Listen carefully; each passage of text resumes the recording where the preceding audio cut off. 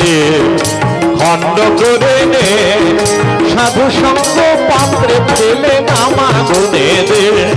মন দিয়ে শুনবেন, আমাদের মনটাই হচ্ছে বড় পাজি। এখানে বসে বসে রামায়ণ শুনছি। আমরা কয়েকদিন আগে হয়তো বেড়াতে গিয়েছিলাম কোথাও, হঠাৎ করে সেইখানে ছবিটা মনে ভেসে উঠলো, মনটা চলে গেছে আর এখানে নেই। হ্যাঁ, অভিমন্যুকে সপ্তরথী মিলে ঘিরে বধ করেছিল সুভদ্রা তার মা।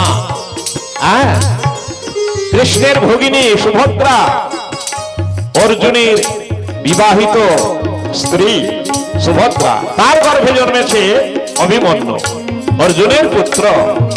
যখন গর্ভাবস্থায় ছিল অর্জুনের কাছে শুনেছিল যে সপ্তরথী ঘিরে ফেললে কিভাবে তা প্রতিহত করা যায়, কিন্তু বেরাতে হবে কি করে সেটা গল্পটা শোনাচ্ছিল।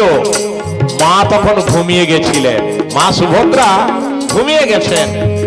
ওই মায়ের কান দিয়ে গর্ভের সন্তান যে শোনে, মায়ের কান দিয়ে সে কথাগুলি সব শুনতে পায়, রেকর্ড করে রাখে। কেমন তো মা ঘুমিয়ে গেছিলেন, তার জন্য অভিমন্যুকে বধ করে ফেলেছে।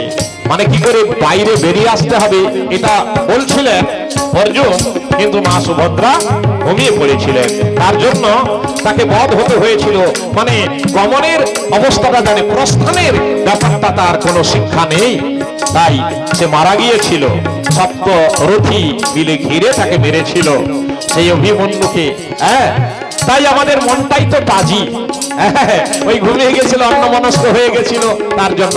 তাই হনুমান সেই মনকে ভালো করে বলছে, রে মন, তোর ভেতরে অনেক আবর্জনা আছে, সব পুড়িয়ে সাফ করতে হবে।